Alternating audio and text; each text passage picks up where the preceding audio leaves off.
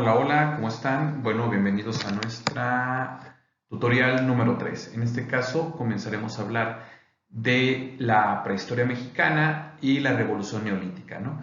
Y nos dará tiempo de comenzar a explorar el mundo prehispánico, principalmente las regiones culturales del México prehispánico. Pero vamos una cosa a la vez.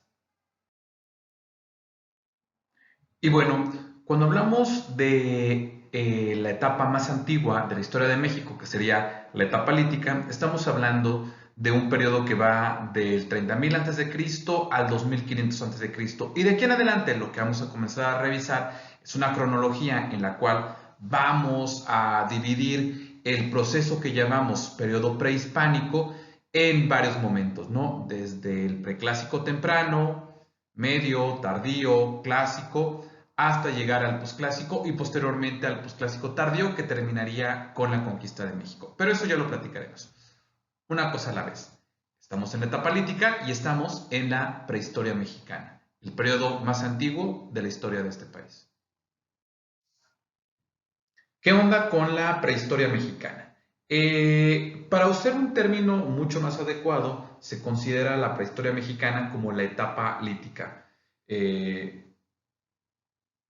El fijo lito significa piedra, entonces cuando hablamos de la etapa lítica estamos hablando de la etapa de piedra mexicana o la edad de piedra mexicana, ¿no? Es la prehistoria. En este caso les comentaba que viene del 30.000 a.C. hasta 2500.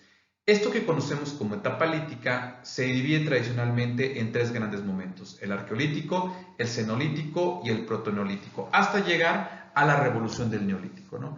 ¿Qué sucede con todo esto? Bueno, estamos hablando que en este periodo de tiempo muy largo, desde los primeros vestigios del hombre, en este caso en algunas regiones de lo que actualmente conocemos como México, hasta la formación de la primera de las culturas que podemos considerar prehispánica mesoamericana, que serán los olmecas, pues prácticamente pasan 27.000 años, ¿no? Son periodos de tiempo gigantescos. O sea, tengamos en cuenta que como país moderno llevamos 200 años. Entonces, es el gran periodo de lo que se conoce como la Edad de Piedra en México o la etapa lítica. De estas tres divisiones o cortes de tiempo que se hacen, recuerden que la historia se periodiza, que es el arqueolítico, el cenolítico y el protoneolítico, podemos marcar aspectos que son los que tradicionalmente, y aquí digo tradicionalmente porque pueden cambiar, se han manejado para hacer esta separación. La más larga obviamente es el arqueolítico, y en este caso, como su nombre lo dice, son instrumentos de piedra arcaicos o muy rústicos o que simplemente no son sofisticados, ¿no? No hay una casa de la megafauna todavía, porque las capacidades de los artefactos que se han encontrado son de percusión, en otras palabras, son para golpear, no tienen filo. De tal manera que los artefactos son tan simples que alcanza solamente para cazar animales muy pequeños.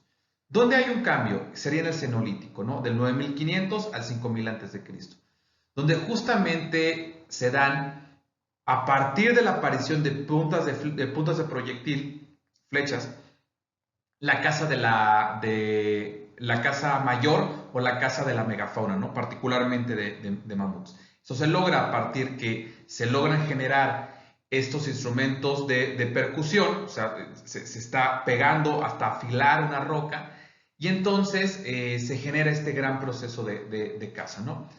Hasta el punto que será el que termina prácticamente en el 5000 a.C.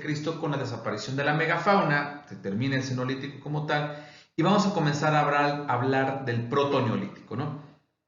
En este caso, que sería del 5000 al 2500 a.C., donde surge, aparece y comienza a darse este fenómeno del que se han hablado en otras partes del mundo, que va a ser la revolución del neolítico. Entonces, durante este periodo comienzan a surgir algunos elementos que son importantes, principalmente la aparición de la agricultura. ¿Dónde marcamos el punto de ruptura entre la etapa lítica y el comienzo de las culturas prehispánicas? Justamente en el neolítico, en el proto-neolítico, en el surgimiento y la aparición de la agricultura. Un ejemplo rápido. Si se dan cuenta, los tres, vamos a llamarle proyectiles, las puntas de flecha que están viendo, es un buen ejemplo de cómo funciona este cambio de las características del Neolítico, ¿no? Por ejemplo, tenemos lo que se conoce como la punta Clovis, que es esta punta en forma de sandía, que es la famosísima punta Clovis de la que hablábamos, como que va a aparecer prácticamente en toda América del Norte, desde Alaska, y después una punta todavía aún más que busca, que está más percudida, o sea, que más tallada, hasta llegar prácticamente a una flecha. Estas dos primeras pertenecen al arqueolítico, y ya las puntas de flecha, que prácticamente son para la caza de la megafauna, entiéndase mamuts, son propias del cenolítico superior. Esto va a ser la gran diferencia de cómo se desarrolla, en este caso, una tecnología de un periodo a otro. Arqueolítico, cenolítico.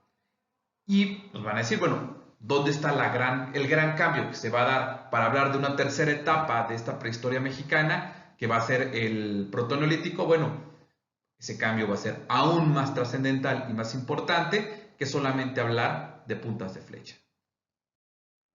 Pero no me voy sin antes dejarles aquí una sumamente interesante artículo. Ahí está, de este lado, ahí está. Que nos hablará, y que ya lo tienen en su plataforma EVA, sobre la trampa de mamuts. ¿Qué es esto? Es un artículo que es Nat Geo bastante interesante sobre un descubrimiento arqueológico que nos permite repensar muchas de las cosas que se han dicho sobre la etapa lítica y sobre la prehistoria mexicana. Es nuestra actividad, pero me parece sumamente interesante darle una buena revisada. Aquí está. Ahora bien, ¿cuál es el gran cambio de la historia de la prehistoria mexicana, la etapa lítica, a la historia prehispánica, que es la etapa de las grandes culturas mesoamericanas, por ejemplo? Es la revolución del Neolítico. Lo que en México se conoce como el protoneolítico y que va a generar lo que se le conoce en todo el mundo, se le ha llamado la revolución del Neolítico, es sumamente importante. Cada región del mundo tendrá su variante de revolución del Neolítico, pero vamos explicando un poco qué es esto. ¿A qué nos referimos con el Neolítico? Es el cambio de esta etapa de piedra, donde la cacería es el punto principal, a una transformación en la que podemos decir con toda certeza se transforman todos los aspectos estructurales de una sociedad. ¿A qué me refiero? A que vamos a pasar de sociedades humanas que se dedican a la caza y la recolección, que son nómadas y que viven y dependen completamente de esta búsqueda de animales, y que el sustento te lo da este proceso de cacería, y la organización social y todos los aspectos culturales están vinculados a la cacería, a comenzar una historia donde en un proceso de miles de años, no ocurre de la noche a la mañana, estas sociedades van descubriendo las etapas, o más bien los periodos de las plantas, movimientos, y empiezan a darse cuenta de las estaciones del año, de las épocas de lluvia, de las épocas en las que empiezan a crecer las plantas. Y esas mismas plantas que primero te dan frutos silvestres para recolección, poco a poco, una generación tras otra, van viendo que puedes domesticarlas, que puedes controlar su producción, que puedes saber qué tipo de semillas, cuándo se cultivan, dónde sí se dan, dónde no se dan, primero solamente mediante la observación, generación tras generación, y aplicando de poco en poco. De hecho, la imagen que ustedes están viendo se le conoce como el proceso de domesticación del maíz. ¿Por qué el maíz? Porque el maíz va a ser una planta silvestre que se va a ir domesticando de tal manera que todas las sociedades, por lo menos mesoamericanas, la volverán el centro de su alimentación, porque va a ser la planta que permita, como el trigo en Europa, como el arroz en Asia, les permitirá ser la base de la alimentación.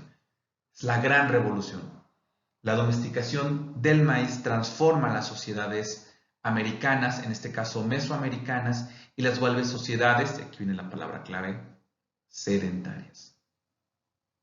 En el momento en que una sociedad ya no tiene que estar correteando mamuts ni otros animales, comienza a tener un proceso de desarrollo diferente, porque comienza a formar aldeas.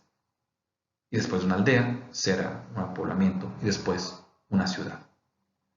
Y transformará todos los aspectos políticos, sociales, culturales, de organización, religiosos, a partir de este proceso de sedentarización. ¿Qué lo va a permitir? La agricultura. Es la clave. Y en el caso mexicano, la domesticación del maíz. ¿Es una revolución? Claro que es una revolución. Todos los aspectos transforman, pero no va a pasar de la noche a la mañana. Será un proceso lento que se irá transformando hasta lograr un pleno desarrollo de aldeas agrícolas sedentarias que comienzan a generar otros elementos. Cerámica, que va a ser importantísimo y que demostrará este gran cambio tecnológico, y que brincaremos solamente de instrumentos de piedra y hueso a cerámica cocida. Domesticación del maíz, asentamientos en aldeas, cocción de cerámica, y comenzamos a hablar de una nueva etapa de la historia, el periodo prehispánico.